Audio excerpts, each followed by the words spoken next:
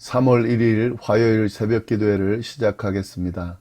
사도신경을 고백하시고 찬송가 365장을 부르신 후에 하나님의 말씀을 함께 나누겠습니다. 오늘 저희에게 주신 하나님의 말씀은 누가복음 18장 1절부터 8절까지의 말씀입니다. 예수께서 그들에게 항상 기도하고 낙심하지 말아야 할 것을 비유로 말씀하여 이르시되 어떤 도시에 하나님을 두려워하지 않고 사람을 무시하는 한 재판장이 있는데 그 도시에 한 과부가 있어 자주 그에게 가서 내 원수에 대한 나의 원한을 풀어주소서 하되 그가 얼마 동안 듣지 아니하다가 후에 속으로 생각하되 내가 하나님을 두려워하지 않고 사람을 무시하나 이 과부가 나를 번거롭게 하니 내가 그 원한을 풀어주리라. 그렇지 않으면 늘 와서 나를 괴롭게 하리라 하였느니라. 주께서 또 이르시되 불의한 재판장이 말한 것을 들으라. 하물며 하나님께서 그 밤낮 부르짖는 택하신 자들의 원한을 풀어주지 아니하시겠느냐. 그들에게 오래 참으시겠느냐. 내가 너희에게 이르노니 속히 그 원한을 풀어주시리라. 그러나 인자가 올 때에 세상에서 믿음을 보겠느냐 하시니라. 아멘. 오늘 본문 말씀은 예수님의 재림에 대해 설명하신 이후에 이어지는 비유의 말씀입니다. 예수님께서는 제자들에게 다시 오실 것을 약속해 주셨습니다. 그의 재림과 함께 하나님의 나라가 임할 것을 말씀하셨습니다. 그러나 그때는 아무도 알 수 없으며 그날이 올 때까지 성도들에게 온갖 고난이 있을 것이라는 말씀을 하셨습니다. 오늘 본문에서는 그 날을 기다리는 자들에게 무엇이 필요한지 한 과부와 불의한 재판장의 비유를 통해 알려주고 계십니다. 그 내용을 함께 보도록 하겠습니다. 1절 말씀을 보시면 예수께서 그들에게 항상 기도하고 낙심하지 말아야 할 것을 비유로 말씀하여 이렇게 되어 있는데요. 비유의 말씀을 시작하시면서 아예 이 비유의 주제가 무엇인지를 언급하고 있습니다. 항상 기도하고 낙심하지 말아야 한다. 이것이 주제인데요.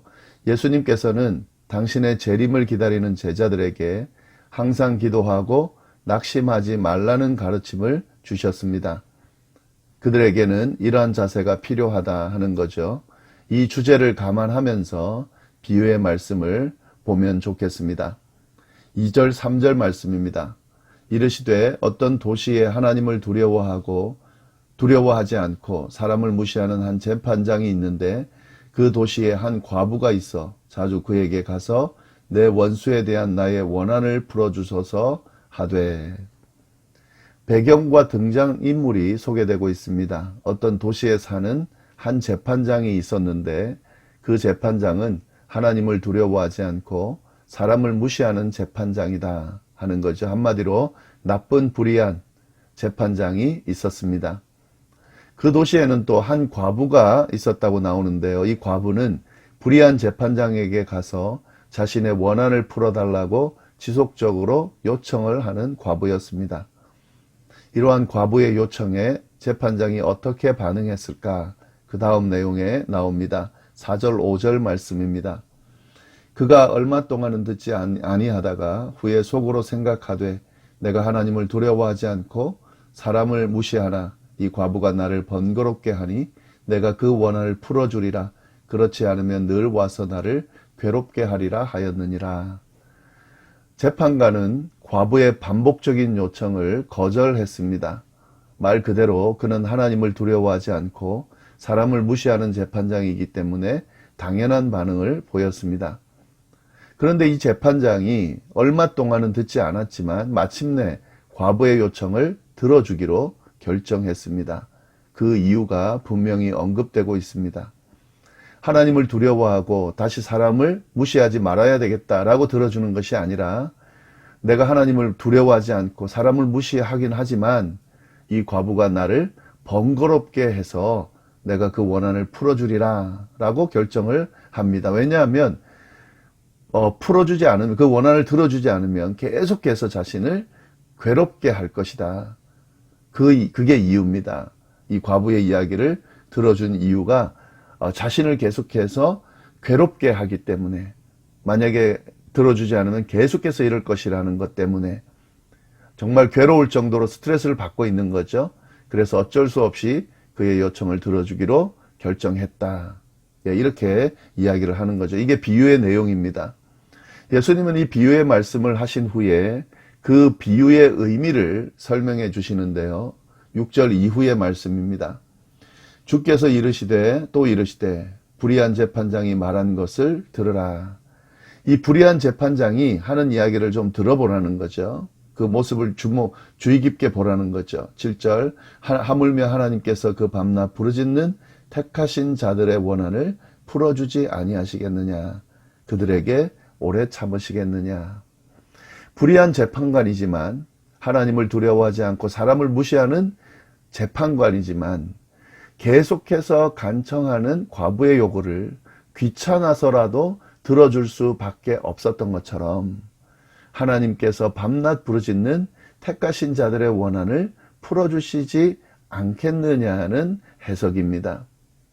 이 비유는 불의한 재판관과 하나님을 극단적으로 대조하면서 그 가르침을 더 강조하고 있습니다.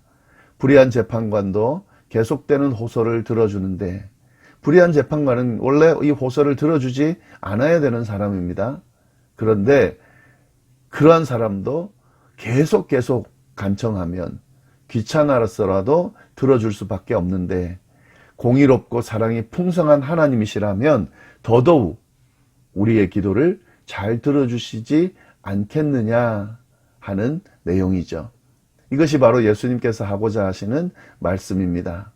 악한 재판장이라도 귀찮아서 청원을 들어주는 것처럼 선하신 하나님은 우리의 기도에 더 귀 기울이신다. 밤낮 부르짖는 자녀들의 기도에 오래 참지 않으신다. 하나님은 우리의 기도에 짓궂게 응답을 지연하는 분이 아니시다. 가장 좋은 때에 가장 좋은 방법으로 응답하시는 분이시다. 그래서 어떻게 하라는 거예요? 기도하라는 거죠. 아까 주제 말씀 이야기했지 않습니까? 항상 기도하고 낙심하지 말아라. 그렇게 하면 하나님이 반드시 응답하신다 하는 말씀을 해 주시는 겁니다.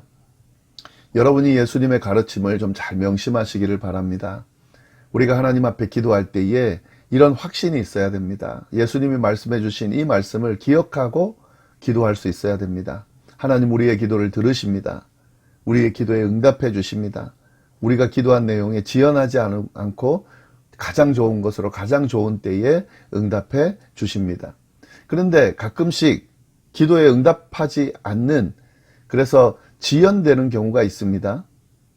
또 응답이 늦어지는 경우가 있습니다. 우리가 생각하는 때와 하나님이 생각하는 때가 다를 때가 있습니다.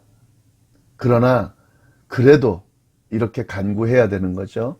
불의한 재판관도 계속 간구하면 들어주는 것처럼 하나님은 그렇게 해서 들으시는 것이 아니라 자녀들의 기도를 반드시 들어주신다는 거죠. 응답하실 때까지 기도하는 자세가 아주 중요합니다.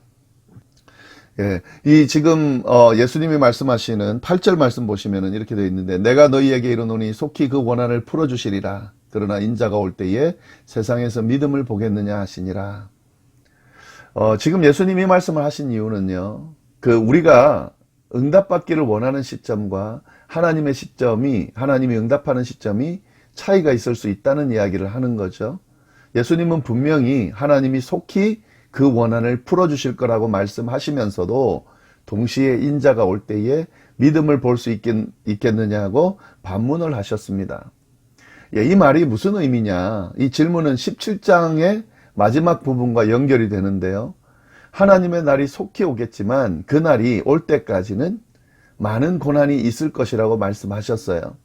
그리고 속히 온다고 말씀하셨지만 그 기간이 늦어질 수도 있다. 그러니까 우리가 생각하는 속히와 지금 예수님이 말씀하신 하나님이 생각하는 속히와는 다를 수 있다는 거죠. 우리가 생각하는 시간보다 늦어질 수 있고 그때 많은 고난이 올 수 있다는 거죠. 우리가 간절히 기다리고 있음에도 불구하고 아직도 오시지 않았잖아요. 그리고 세상은 점점 더 힘들어져 가고 죄악은 기승을 더 부리게 됩니다. 그러다 보니까 성도들이 믿음을 잃게 되고 이 세상의 흐름에 타협하면서 믿음 없는 삶을 살아갈 수 있게 된다는 거죠. 예수님이 하신 말씀이 이겁니다.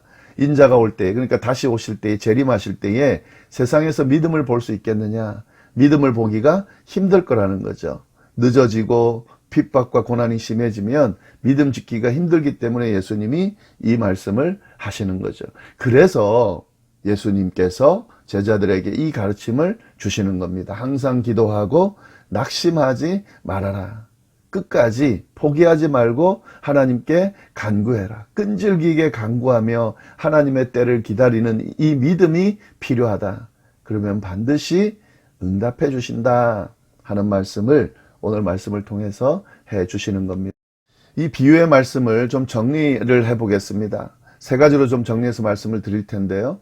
첫 번째는 이 비유를 통해서 제자들이 살아가는 세상이 마치 불의한 재판관처럼 제자들에게 호의적이지 않은 사람들로 인해 힘들 수 있다는 거죠. 세상에서 온갖 고난을 경험할 수 있다는 거죠. 그리고 이 고난의 시간이 어느 정도 지속될 수 있다는 겁니다. 예수님께서 오셔서 이 모든 고난으로부터 벗어나게 해주실 텐데 그때가 언제인지 모르고 지연될 수 있음을 알려주시는 겁니다. 또 다른 한 가지는 그럼에도 불구하고 이 불의하고 또 고난이 많은 이 세상 속에서도 또한 예수님의 재림이 지연되는 상황 속에서도 성도들은 낙심하거나 포기하지 말아야 된다는 사실을 가르쳐주고 있습니다.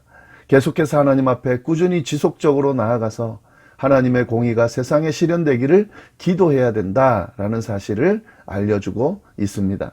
그리고 마지막으로 이렇게 주님의 자녀들이 꾸준하고 끈질기게 기도하면 하나님은 분명히 들으시고 응답해 주신다는 사실을 기억하라는 거죠. 그러니까 포기하지 말고 끝까지 기도할 수 있어야 된다는 거죠. 주님은 반드시 다시 오셔서 모든 불의를 물리치시고 이 모든 고난에서 우리를 이끌어 주실 거다 하는 사실을 오늘 말씀을 통해서 우리가 깨달을 수 있습니다. 이 말씀 좀 잘 정리하시면서 우리의 모습을 다시 한번 돌아보고 그리고 하나님 앞에 낙심하지 않고 기도하며 나아가는 결단을 가질 수 있기를 간절히 바랍니다. 기도하겠습니다. 하나님 아버지 감사합니다. 귀한 말씀으로 오늘 하루를 시작합니다. 특별히 이 고난의 때, 이 종말의 때 어떻게 우리가 제자로서 태도를 가지고 살아야 되는지 알려주셔서 감사합니다. 낙심하지 말고 항상 깨어 기도하는 그런 우리가 될 수 있도록 인도하여 주옵소서. 주님의 재림을 기다리면서 반드시 오실 주님 그리고 이 모든 고난의 상황들을 해결해 주시고 결국 회복시켜 주실 그 주님을 기대하면서 우리의 믿음을 지켜가는 우리 모두가 될 수 있도록 인도하여 주옵소서. 감사드리며 예수님의 이름으로 기도드립니다. 아멘.